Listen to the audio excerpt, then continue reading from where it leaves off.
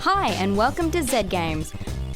Recorded live at 4ZZZ Studios in Brisbane and broadcast nationally over the Community Radio Network, Z Games brings you the latest gaming news, reviews and interviews from across Australia and around the world. Hello, hi there. You're listening to Z Games, Australia's number one, numero uno, first in line gaming radio program. Coming at you live right now on 4ZZZ 102.1 FM. We're also heard on Z Digital or around the nation thanks to the Community Radio Network. And I am the host, Razor. And Lee is the co-host. It's true. I am the co-host. Co-host. Well, there's two co-hosts now. Well, I mean... Wow. So you're a co-host. I mean... What about me? Listen, Adrian, we'll get to you. I think by this stage, I'm the co-host. Yeah. And my assistant. Assistant co-host. Yeah. It is I, assistant co-host, Adrian Avershall. How you going? Thanks for tuning in. All good. Got a cracker of a show coming at you over the next little while. After the week in gaming news headlines, we're going to hear a bit of more PAX coverage. We are. We're going Adrian. to introduce week 2 of our rolling PAX coverage. This week we have a interview with the lead programmer and creative director at Screwtape Studios, who has just released Damsel, which you're going to hear a little bit later on. Very excited about that local release. As well as that, Lee, you and I have been playing Red Dead Redemption 2. We sure have. Yeehaw! I was going to do the yeehaw, but you probably got a better yeehaw I haven't played than I it did. yet, so I get to do the yeehaw, because that's all I know. Look at this assistant co-host here, just stomping all over everyone with his yeehaws. We are docking your pay, mister. Nay, I will not allow you to do that. Nay. Nay. Oh, from the horse. Yeah, that was intentional. Deal with it. Okay, all right. We'll edit all of that out in post. Yeah, all of it. But before all that, the week in gaming news headlines. Firstly, Sony has announced the games that will be appearing on the PlayStation Classic, launching on the 3rd of December. The standalone console will be a half-size replica of the original grey unit that first appeared in 1995 and will come preloaded with 20 games. The full list is available online, but notable titles include Metal Gear Solid, Final Fantasy VII, Grand Theft Auto, Resident Evil Director's Cut, Tekken 3, and Destruction Derby. Ray, you're a PlayStation man of some repute. A PlayStation man? A PlayStation man. Yes. Yeah. Great vernacular. Yeah. What do you think of this final list now that they've announced? You know, they'd cleared up a lot of question marks around the lineup. Yeah. At first, I wasn't enthusiastic upon hearing it. Continuing unenthusiasm. Oh, really? Yeah. There are a couple of good ones on there. The ones that we mentioned before. Yep. But it's not all solid gold. Right. The Super Nintendo Classic that I bought, that I lined up for, was a really good lineup. It was 21 just awesome, amazing games. This one, there's a few weak ones. I mean, there's one piece of Metal Gear Solid Gold, at least. There's a Metal Gear. Jesus. Wow. You can edit that one out of post too. I'm pretty hot for this console. You are? As someone who is not a PlayStation man. Okay. As in, I didn't grow up with the PlayStation 1. I entered during the PlayStation 2 era. Okay. By which you mean the Earth, because you were very young. Yes. Right. Correct. So I'm pretty keen to get my hands on some original GTA, some Resident Evil, although I've played it before, and some Tekken. In a really cool, compact-looking console. It's very chic, you know. I feel like it's something you would buy even as a display piece, albeit a very expensive display piece, regardless of whether or not it could play the games. So I'm pretty keen for it. Yeah. Yeah. I think the list is really interesting. I think the inclusion of the original Grand Theft Auto is a really fun one. Yeah. Because, I mean, it is now a huge thing striding the earth, knocking over all other forms of, mass entertainment. But at the time, it was a very strange game that we couldn't really work out whether was good or not, right? But I played the heck out of it, I think, just because it was so transgressive at the time. Absolutely. But, like I'm absolutely excited about Destruction Derby because I think that was maybe the first PlayStation game I played. Tekken 1 was also right up there. Tekken 3 was around the point that I definitely realized that Tekken games are bad and you can fight me on that matter. But I've never really played them, so I mean, okay. Well, now you get a chance to play the good one. But it is an odd thing because I'm pretty certain you could go into any cash converters and get a PlayStation 1 and all of these games for about $20. Yeah. And you'd be like 50-50 chance you could open up the disc tray and someone's stash would be in there as well. Miscellaneous stash. Yeah. And all you need to do is put it upside down and it would work again. Yeah. Right? That's true. Yeah. But, as Adrian says, it looks really nice. It's a very small... it's just a small PlayStation. And now that aesthetic is fashionable again. Yeah. Small things are in fashion. It's fashion. That's good. Yeah. Yeah. Yeah. Look, I'm a little bit upset by the exclusions. Very apparent ones. Oh, yeah. Your Crash Bandicoots. Yeah. No? Okay. Like, but come on, they got an HD remake. Yeah, they want you to buy that. Spyro, I know that these ones are games that are so good that they warrant re-releases, and that's probably why we're not seeing them on here. Yeah. That's probably exactly why. Resident Evil 2 is the cracker. But that's also being re-released. Is it? Oh, well, yeah. No, it is, yes. Yeah, Yeah. so there you go. It seems like this release has been compromised slightly by these modern-day happenings, these re-releases and stuff, which is a bit of a shame. Bit of a sign of the times, nostalgia, rose-tinted glasses. But good to see Final Fantasy VIII continuing to get snubbed because it is dumb. Oh, look. Final Fantasy 7 and 9 are where it's at. I'll agree. This guy right I'll here. agree. Okay, Yeah. look, it's dumb, but I loved it, actually. Like, there's a lot of dumbness, but, somewhere in those 90 hours, there's some good stuff. That's a lot to dig through to find that little pin in the haystack. Yeah. Amazing. Look, I did go back and replay Destruction Derby. Yeah. Not that recently. I think it was like 2004 or something. Right. But that was enough to make me realize that it was pretty crap. Yeah. Yeah, I think Destruction Derby's pretty crap game, so it doesn't hold up. Oof. Gran Turismo, the original, that would have been lovely to have. Right. Instead of Destruction Derby. Anyway, I could go on for ages and ages. So yeah, I shan't be picking this one up. Oh, wow. PlayStation 2, when it rolls around, the PlayStation 2 Classic, I might be on board. You're going to be there for that? Maybe. Because, again, that's like $30 in cash converters. Yeah. And you almost certainly get someone's stash. So there's already been a PlayStation 2 Slim, so what will they call that one? The PlayStation 2 really, really Slim? Just PlayStation 2 Classic. Yeah. I think that's the kind of the terminology. That's fair. That's the way it's going, yeah. Red Dead Redemption 2 parent company Take-Two Interactive and British magazine publisher TI Media have settled a legal dispute that resulted in TI Media donating £1 million to charities chosen by Take-Two. It's unclear what the lawsuit pertained to, as it wasn't filed publicly, but an article on the Trusted Reviews website has been taken down and replaced with an apology message.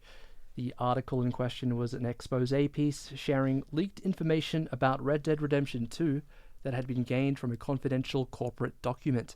The three charities chosen to receive the money were the American Indian College Fund, the American Prairie Reserve, and the First Nations Development Institute. Yep. What happened here? They had acquired some documents. They had released them because they're press, and then they ran into the legal machine that is Take-Two Interactive. And they apologized profusely because they didn't want to be smashed into the ground, pretty much, right? They got steamrolled. But I mean, great choice, I suppose, to actually donate that money. Yeah, that's nice. It was still like at gunpoint. Like a hold-up. Yeah. Wild West hold-up. That's right, yes. Weird one, honestly.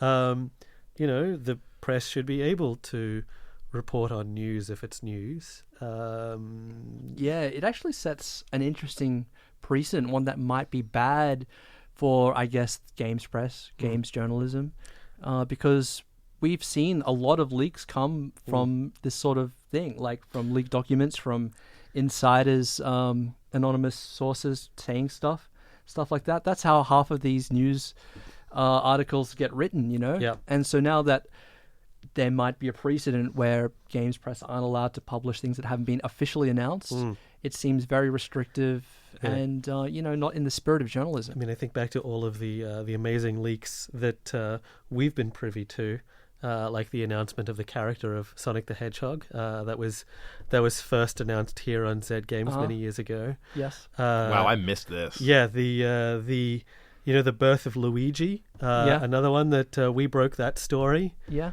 You know. Don't you remember when we announced the upgrade to the Atari console, the Atari 2600? That was the second one. Yeah. Yeah. That was us.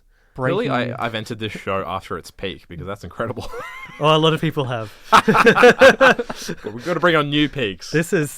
We've been coasting for a good long while now, Adrian. Just you wait until I'm more than just the assistant co-host. I'll show you. That's it. But yeah, it's gonna, make it. I'm gonna hesitate, before I, go around revealing that Sony or Square Enix are working on another Final Fantasy, for example. News like that not going to get broken here anymore. We'll just have to wait till press releases. Yeah. Sorry about it. But are they going to sue us? Are they going to sue you personally, Lee? I mean, what have you got? Well, they'll sue you. Me? Yeah. Well, I don't have anything. Joke's on them. Well, yeah, but they'll take what little you have. Yeah, I mean, they can take my Super Nintendo Classic out of my still living hands. Yeah, they'll take those hands too. Those nice hands. Wow. Cheetos dust-covered hands. Oh, gross. Yeah. Oh, that's what that orange stuff is on the panel. Yeah, no eating in here. Yeah, I'm not eating in here, just letting everyone know. That was what they like to call a joke. Yeah. And lastly, 2018's annual BlizzCon event has left some fans disappointed and angry, with Blizzard Entertainment taking a fair amount of backlash online. Fans were pumped with anticipation, fueled by statements made prior to the convention, alluding to a big Diablo-related project that would be unveiled, with many speculating it would be for Diablo 4. Instead, an announcement was made for Diablo Immortal, a game developed by an outside studio exclusively for mobile. During a Q&A session immediately afterwards, one fan asked if it was an out-of-season April Fool's joke. No release date was given. Two thoughts on this, and I've got to say, not a big fan of some of the sentiment coming out of the community directly at Blizzard and its developers after this announcement. I think more than ever it's important to consider the fact that game developers are human beings. They are working on these projects for many months and sometimes many years. These are their livelihoods. And I think when you come to an event like BlizzCon and you're standing up and essentially reducing the product of years or months of hard work to an April Fool's joke or trying to relate those things, it's quite insulting. At the same time, I understand that from a marketing perspective, saving this announcement for your flagship sort of announcement at a convention where your hardcore fans are in attendance is a little bit tone deaf. I think it's not so much tone deaf as it is like total amateur hour for Blizzard to not anticipate that, especially at this point. We have seen other big companies announce mobile versions of these big beloved PC ports, and they have just been annihilated. EA keeps doing it, despite the fact that people destroyed them over Dungeon Keeper, over Command & Conquer. And they really should have anticipated that these fans in particular were not going to handle the mobile version of this game, as the only piece of news. They're not going to take that well. That's the thing, right? Like, I would 100% play this game. Yep. I've played Diablo on console. I'm not a hardcore original PC Diablo player. I played it on PS4. I enjoyed it. But that said, what would get me back into Diablo would 100% be having it on my phone. Yeah, but this should have been like a start of show announcement. You don't wrap the thing up with this. In terms of, like show pacing, and if a show is meant to be like a roller coaster, you don't, and your peak is not that. Yeah. Now, they already had, they specifically said that there wasn't going to be any Diablo 4 news, hoping to kind of take the curse off this. That didn't work. But in the end, the fact is that like that question was profoundly rude, that he would have had to have lied to the people running the panel to be even get into that position to ask that question. And the boos were just a nightmare. Like, that would have given me a panic attack if I was on the stage announcing this. It is super, super gross. And like, ultimately, everyone ends up looking bad, you know? Like, Blizzard should know what their community is like and what the expectations are. They really should have managed that better. But also, the community was still monstrous. Yeah. Yeah, we got Warcraft 3 remastered, though. I'm pretty happy for that. That looks so great. Yeah, boy. I didn't even know I wanted that. Yeah. Yeah. That's it for the week in gaming news headlines. You're listening to the Z Games radio show. PAX happened 2 weeks ago. Lee and I have recovered somewhat from the PAX pox. We were a little bit run down after the insanity that is PAX, weren't we? It really kicks the crap out of your immune system. But it's also a wholesome good time. Yeah, it's worth it. Yeah, it's bittersweet. And when I was at PAX, I got a chance to chat to the developer of a game that has just recently released, actually, Damsel. Now, Damsel is a locally developed game that launched on Steam on the 19th of October. And when I was at PAX, I pulled Anthony Wood, who's the lead programmer and creative director at Screwtape Studios, aside for a little bit of a chat on Damsel.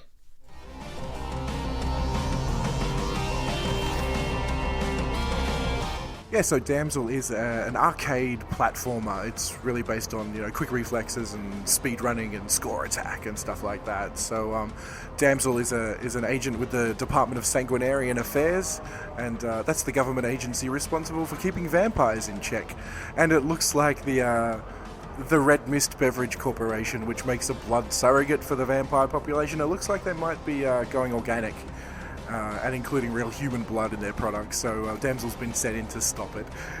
So that drink corporation, I'm sure, is not at all a subtle reference to another very popular drink. It's probably, we're making a bit of a broader jab at corporate culture, and then, the drink is an analogue for political idea. We could delve deep into the pretentious artiness of it, but it's, it's also light and fun, and that corporate vibe, and, it's not cyberpunk, I don't think, but it's got that roots in sort of like cyberpunk, goth punk, vamp punk. There you go. I just came up with that. Can you just talk about, I guess, the experience of showcasing a game at PAX and a game that you just launched, just over a week ago?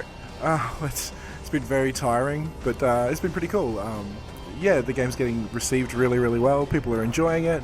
A couple of big websites have covered it with their reviews, which is what you want as an indie. It's a really long 4 days for PAX. There's the first day where we're setting up and making sure the equipment works and, standing back, taking lots of photos and making sure people can see what's going on. And then, the 3 days of PAX, standing on the show floor are...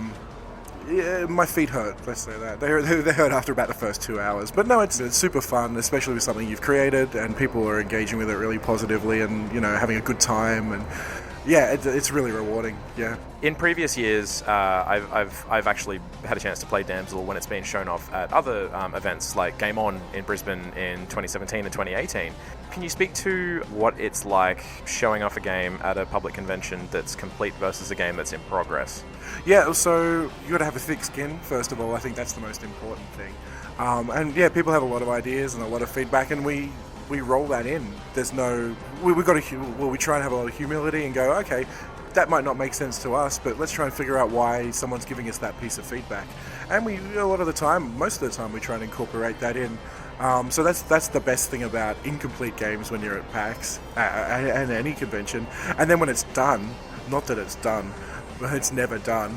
But then when it's done, there's that nice confirmation that the changes that you've made and the things that you've added, and people go, oh, that's a good idea, or it's even better when they don't notice the thing anymore. You've added that change and it completely smooths over some friction point in the game that you had.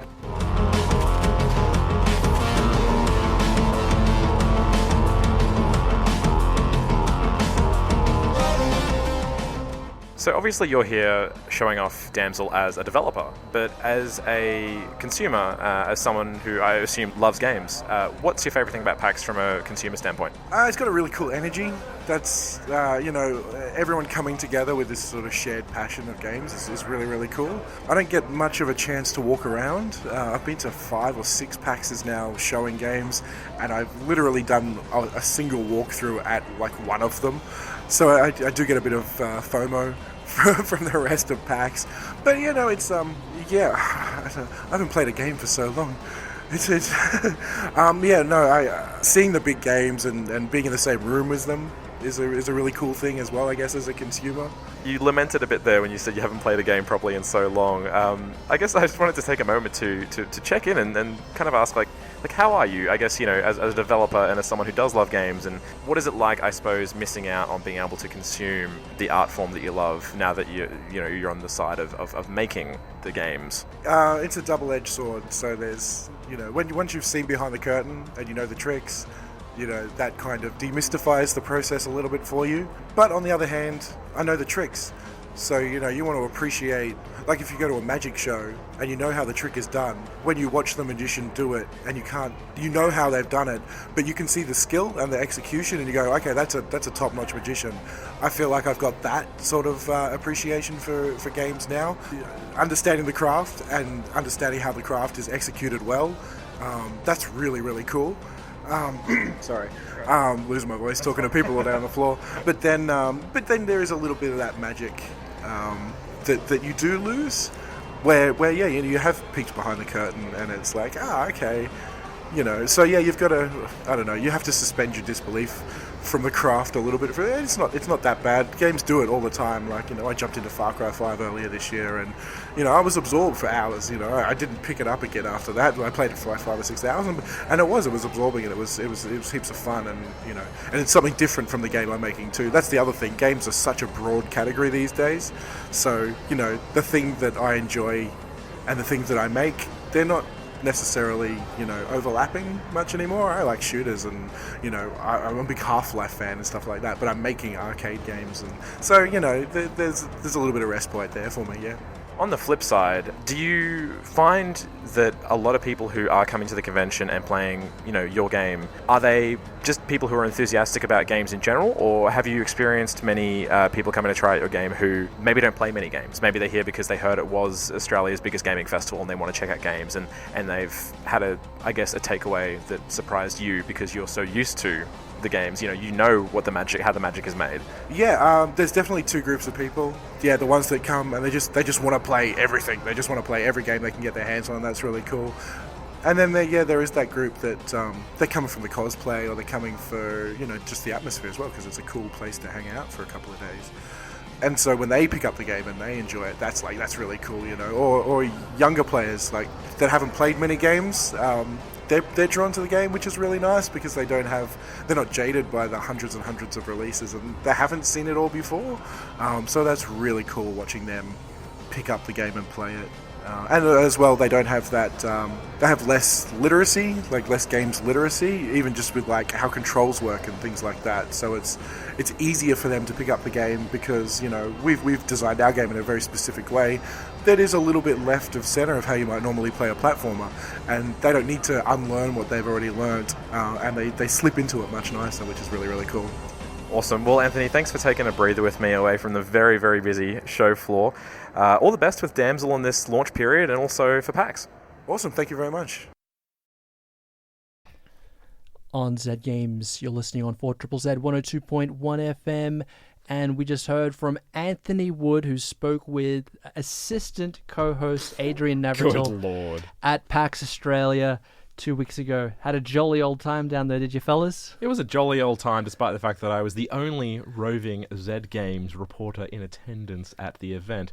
What a lofty task for an assistant co-host that is. Yeah, you got to work your way up that ladder, man. Can I get a promotion, lads? Would that be all right? I'm thinking of demoting you, actually, to assistant junior co-host. Wow. Yeah. Can't believe you've done this. Yeah. We spend a lot of time talking about our internal politics here on the Z Games radio show. Yeah. No complaints yet. No, it's fine. Despite the fact that you have Cheetos in the studio. Yeah. No Cheetos. Oh, wow. Okay. Listen to the assistant junior co-host here. Got to keep you in check. Yeah, just as long as the listeners know what the hierarchy is of the people that appear on the show, because everyone is so important. You know, we have to keep refreshing it every few minutes. But yeah, good job on the interview, Adrian. No worries. We might Show demote or boss promote you, just depending on which way the coin flips. Wow, it's a coin flip. I thought you were going to say which way the wind blows. Maybe something a bit more, I guess, predictable. Yeah. Okay, nice to know my hand is in, my fate is in, the hand of a coin. Interesting. Yeah, so it's a, turns a phrase like that really endear you to both us and the listeners. Yes. Yes. How about we just move on, okay? Sure thing. Yeah, you better. We can rubbish you after the show. Yeah, you can rub it in later. Lee. Yeah. Big game was released. When was it? Anyway, who cares? Red Dead Redemption 2. What game's that? Never heard of it. Yeah, big, massive game. Oh boy, I got it on release day. Yeah. Long awaited. Yeah. A little bit of controversy leading up to it because of the foul conditions within the studio, but that doesn't seem to have impeded anyone's enthusiasm for the finished product. I think we can get to that. It's worth talking about that stuff. But first, we should actually talk about the product at hand. Red Dead Redemption 2 is it's a Rockstar Games open world game. It is a Western set towards the very, very end of the 19th century, so the end of the cowboy frontier times era. It's a prequel to Red Dead Redemption 1, which makes things difficult to talk about. But it is a game that casts you as Outlaw Arthur Morgan, a member of the Vanderlyn gang, as you escape from the law while also hoping to find fortune and just a place to call home in the fakey American West that Rockstar have created. It draws its inspiration from a lot of more postmodern westerns. There's so much Deadwood in the DNA of this thing. The previous one felt a little bit more like a Sergio Leone film, with allusions to some of the more modern classics, but this is very much a western dealing with the politics and the hardship of the frontier, as well as the perception of the fading of the freedom and the American dream as the government starts to settle this otherwise untamed nation. I think it's amazing. I never want to do anything else except play this game. I resent being here because it means that I'm not playing Red Dead Redemption 2. This is Red Dead time. Yeah. That's being wasted right now. Yeah, Lee. yeah. Maybe this is how I get my promotion. But yeah, when you leave to play Red Dead. Lee, you mentioned the great ambitious artistic qualities of the game, and in the past, Rockstar have kind of struggled a little bit to hit those artistic marks that they set for themselves. Yep. Grand Theft Auto 5 was another very expensive, very ambitious games with big grand things to say, but some of those things were a little bit misplaced. Red Dead Redemption 2, it seems like a lot of care has been taken with making sure everything firstly feels authentic, and then in the sort of the broader scope of its narrative, and then also saying something that means something. Which is quite incredible. Yeah, it touches only superficially on a lot of issues, but it does also seem like its heart is in the right place, which is saying quite a bit for Rockstar, who tend to have this kind of centrist view that rubbishing the politics of both the left and the right is a good position to take, rather than just one that is insidiously still kowtowing to the status quo, which is what I would probably say most of the Grand Theft Auto games are about. As much as I love them, their politics are garbage, whereas this is at least, it's not saying terribly much, but it has these really fascinating, much more fleshed out people of color and female characters and marginalized characters, and it deals with them in a fairer fashion than they have with any of their other games. We should talk about the actual gameplay itself, because being a Rockstar open world game, it is very systems heavy. It does a lot of world simulation stuff, and then it weaves missions around a lot of these things. So it is a game where you have to go hunting to feed your friends, and you have to track animals and maintain your weapons and deal with the heat and the cold, and multiple levels of crimes and witnesses and side activities. All of these layered little systems within themselves that then are all balanced against one another. And so even though you might have a mission that is as simple as going to town to talk to a friend in a bar, that can spiral rapidly into a drunken night out, or that can lead to an amazing fist fight in the mud in the middle of the city that then gets you in trouble with the law, or X number of other activities from there. It's a huge toy box full of really, really fun toys. And you're going to be accessing a lot of that through horseback riding, I imagine. There's a lot of horse stuff, yeah. How does that feel? It's so good. Like, I am, I think, Australia's premier video games horse enthusiast. Okay. Wow. I can't think of anyone else in this country whose credentials on measuring the authenticity of video games horses are equal to my own. Not only is he the show co-host, he's Yeah. the horse enthusiast. Yeah. Wow, Lee. Lot of horses in my backstory, but these are good horses. These feel like real horses. Yeah. In a way that few horses have ever gone. Yeah. One of the things I loved about the original Red Dead was the horse animations were so on point compared to every other game I'd ever played. Just right down to the animations of the muscles and Yep. the sinews in those muscles Yep. moving as the These horse are would gallop across the even country. more detailed than those. And also you can finally get your horse to back up, which is very hard to do in real life. And so most games don't do it.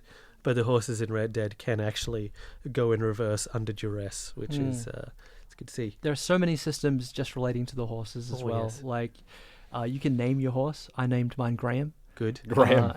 And Yes. You have to take the saddle off, and you can put on a new horse if you like. You can brush your horse. Aw. It gets too dirty, and that affects its stamina. Your bond with your horse grows over time, and it becomes sort of more receptive to your commands and gains more stamina and things like that. And so you can really get invested in your horse. Oh, yes. It sounds wonderful. And if your horse gets hurt, which is likely to happen, it is absolutely the worst thing in the world to see your horse dying on the ground in front of you. They can straight out die, which is awful and should never happen. no. But I was in a gunfight with a rival gang that jumped me on a bridge. And I defeated them all, and then turned around and realized that my horse had copped a stray bullet in the gunfight, and it was just lying on the ground struggling. And I ran back to town, and it took 5 minutes in game to run that distance to get the horse medicine that I needed to resurrect my horse, because that was absolutely the worst, and poor Bobkin didn't deserve to go down like that.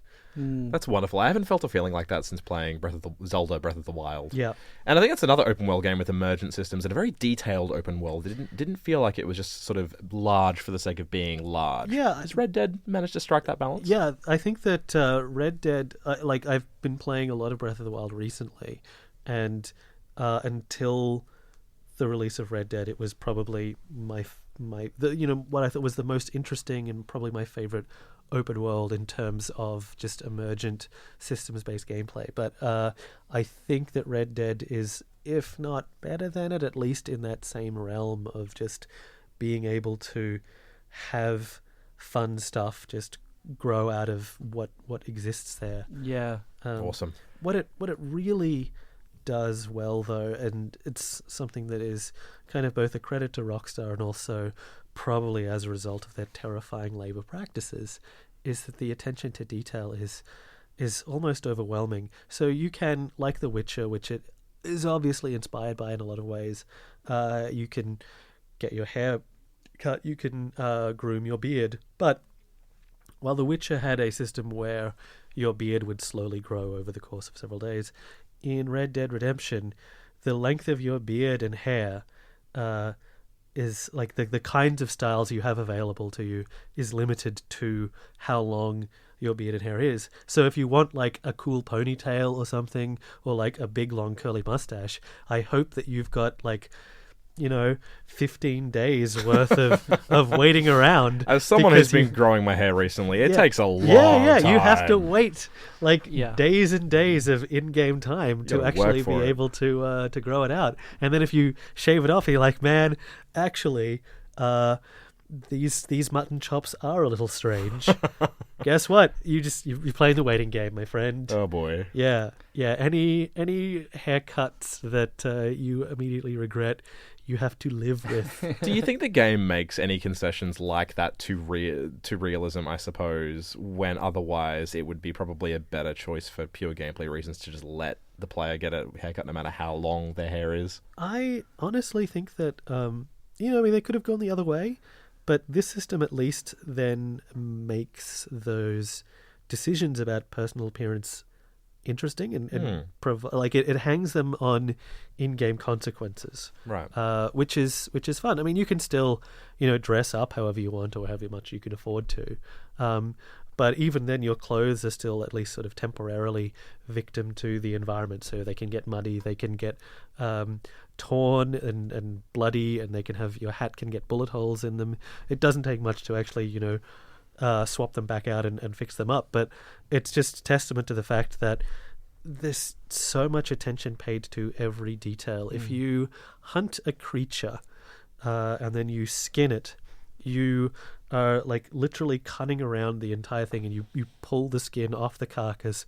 You then have to place the skins one by one on the back of your horse. Then you can like pick up the carcass and carry it over there and place it on the creature's back. It will leave behind a smear of blood from the carcass. If your horse, for example, gets startled, the carcass will fall on the ground, could land in the mud, could get muddy. Like, wow, who did this? Yeah, and your hat as well. Oh, You yeah. get into a fist fight, you lose your hat, and you have to pick it up. I've heard a lot of people being frustrated at losing their hats. But you can pick up any hat. Any That's hat. the Right. great thing. Someone has a good hat, that could be your hat. All you got to do is punch it off. Yeah, and if someone sees you taking that hat, you can be done for robbery. Yeah. Probably one of my favorite things I've seen from the game so far is someone who had managed to dress up as the spitting image of Woody from Toy Story. And that is exactly how I want to play that you game. You can be any cowboy you want, like the dirty guy, the well-dressed man in black. You can have a trench coat. You can just walk around in your underwear. Can you get a snake in your boot? Are there snakes in the game? There are snakes Yeah. in the game. Oh, yes. boy. I didn't think there were, and then one fucking got me. The slavish Got attention. 'em. The slavish attention to detail is actually, it's something that you think might not be fun, but is actually just one of the most compelling things about this game. And it could have gone to the place where a lot of games go, and that's just in delivering those carefully managed serotonin, dopamine hits. When you want them, like this really crafted, deliberate system of progression where each achievement is given to you at exactly the right time for you to keep playing. But this game just says, to hell with all that. Yeah.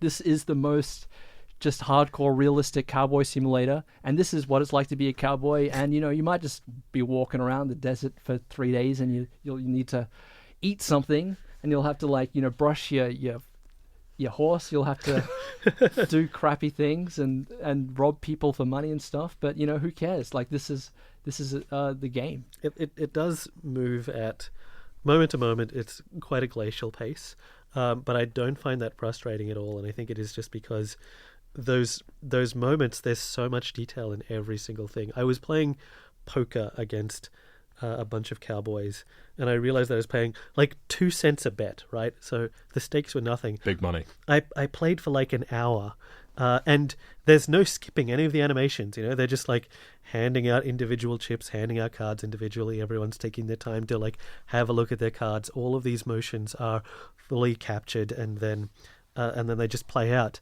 But it's fine because the sophistication of the simulation is so strong that all of that just feels like it's grounding you, like it's bringing you into that place and making you operate at its pace rather than trying to just keep like banging out the hits like something like Assassin's Creed Odyssey, which is the most recent open world game that I played. And I tried to go back to that and just found that it was trying too hard to be like everything all at once. Right. Whereas this is just like, no, you got to come to me, and it's so much better for that. We're really running out of time. We haven't even talked about like shooting guns is really good in this game. Yeah. There are so many of them. You can modify them so much. They get dirty and you have to clean them. Oh man. You can get more familiar with them. You can get more familiar with your gun? What? Not Is in that that mechanized? way. Not like that. Not romantically, Adrian. But the more familiar you are with your gun, the better that you handle it, right? Right. Yes. But even something as simple as that, like once you realize you've got a signature weapon, you can find that you will be better with it in a firefight as a result of that. It's just, again, more information that they're tracking just to feed back into creating a fun experience for you. It sounds like a rootin' tootin' good time. Sure. I'll pay that. There was 2 cents. Pay it 2 cents, please. Yeah. There was just one moment when I just had my mind blown, and it wasn't like during an intense shootout, and it wasn't during a really crazy horse like race or anything like that, or it wasn't some weird mission. It was just like a very ambient section of the game, which happens after a mission, where the gang is celebrating and everyone's just having a good time, having a party at camp. Yep. And it's the sequence that you can exit at any time. You can go to bed and end it, but you can just walk around and see what's happening at the party. And it's not like everyone is just hanging out at the campfire, having a linear conversation that you can follow. There's like, they break off into groups. Some people are like having a serious discussion over in this corner. Some people are just like going crazy with the acoustic guitar. There's some people who are like dancing to an old gramophone behind the tents. There's a couple that have like snuck off to have some shenanigans in the tent, and you wouldn't even know unless you followed them. Yep. And then like things happen, like the person with the guitar moves over to another group, and the songs, like they just keep singing different songs over and over again, like at least 5 different songs, and you can join in if you want. And your character kind of mumbles through the verses sometimes when he doesn't know the words. That sounds amazing. And it goes on for like 25 minutes, and I was just like taking it all in. And it was absolutely incredible. And then like you just realize the sun's coming up, and it feels like you've just been partying with this gang all night. It really does, yeah. And I was just blown away by the level of detail they put into it. Yeah. I can't wait to play it. Yeah, look, it's a hugely detailed, richly rewarding game. I think that it is, worth asking the question of whether the kinds of labor practices that Dan Houser from Rockstar was boasting about, the fact that at first he was saying that there were, the team was working 100-hour weeks getting this game out the door, and then he backtracked and said that it was just the writing team and very few people, were actually doing that, blah, blah, blah. But we do know that Rockstar is a company that has a serious issue with crunch. They also are known to reward their devs afterwards, but it's tough to see that a company as successful as Rockstar, with the kind of bank that they do, couldn't just push a release back, hire more people on, rather than force people to work what is like absolutely dangerous hours, especially given that they have a precedent for doing this. One hopes that the success of this game does not convince the executive heads of the company that they are totally right to continue these labor practices. And I also wouldn't begrudge anyone for wanting to boycott the game as a result of it. But I just decided to be completely unethical and give into it because I'm like so in need of my amazing cowboy fix. Look, it is a landmark game. Yeah. How they got there, maybe not the best way, but I mean the end result is kind of really apparent. Like this is a game that people talk about for ages. Like it could be the defining game of this current generation. We don't know. And Lee is positively twitching to get out of the studio. Let me Get out off of back here. and play it. We are actually holding him. We are. Why am I still here? We've been talking about the PlayStation 4 and Xbox One game Red Dead Redemption 2, which is available now. And that's going to bring us to the end of this week's episode of Z Games. Thanks so much for your company. We'll be back next week at the same time, of course. We'll hand on over now to the Dykes on Mike show coming up at 7. And please stick around listening to 4ZZZ for the Queer Radio show coming up at 9 as well. We'll catch you next week. See ya. Bye.